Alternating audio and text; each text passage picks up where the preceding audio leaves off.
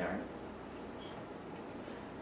Well, before we go any further, let me repeat what the website and email address are.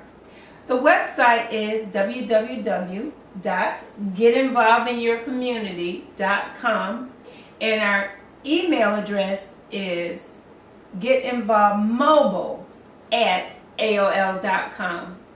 I'm going to repeat the last comment you made. You said girls have to stop having babies.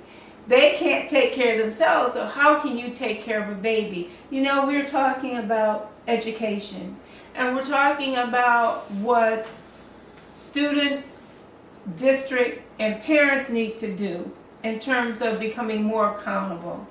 And do you want to just pick up on that point about girls having babies in terms of them becoming more responsible for getting an education? What do they need to do? Yes, because when you deal in the school district, you'll find out a lot of things. Kids go to one another's house and having sex all through the day. When they're not in school, most of the time they're out somewhere having sex. And then you see what I learned in life. If a kid come to school late, and then if another kid started hanging around him, he started coming in late. And so that's what really goes on. These kids, they to one another's house. And parents have to check that. Don't let them kids beat to the house. And it should be something did about that. Kids to other people's house. We used to have truancy, and we kept it down pretty good. But now even truancy don't work because I guess they don't have enough people to do it. But the same thing. And we got to start holding these kids accountable, and even parents holding these kids, having these kids accountable. And another thing, parents, you see. My life wasn't the best life. And what I do, I teach kids what happened to me when I didn't do the right thing. And so the same thing, talk to your kids. Don't expect someone else to talk to your kids and that's your child. You know, yes, if I see your kid, yes, I'm going to help you with your kid.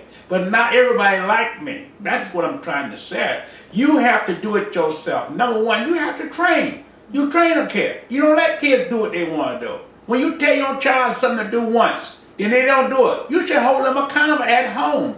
If you have to tell them 5 times at home to do something, what do you think the teacher going to do? Well, sometimes it's kind of difficult. You know, Will, I'm not challenging what you're saying. No, challenge me. I love challenge. That's what life is all about, challenge. Yeah. Just the truth. But sometimes parents say, that's my baby. No. That's not your baby. When you let your baby do anything they're supposed to do, that is not your baby. And you know what's going to happen? The jail going to have your baby. It's just as simple as that. It's as simple as that. You don't let your child do anything. You as the mother and you as the father, why don't you do what you're supposed to do? Hold your kids accountable. Number one, right? Your kid do things and you can't stop. How you expect the teacher to stop them when they're acting up? How do you expect anybody else to stop them? That's a legitimate point. And many times I've seen students challenge authority in school, but parents will say, well, they don't challenge me. I tell them what to do. Well, there's a difference, especially if what you say opposes what the school is saying. And sometimes that causes a conflict. So the child says, well, you know what? My mom and my dad don't agree with what the teacher is instructing, so why should I do it? Why should I follow directions here?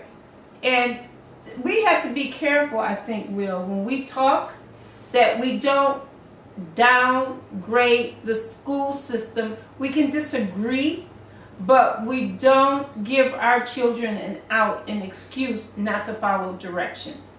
That's the key. That's the key. If any kid go to school, number one, the parents should make sure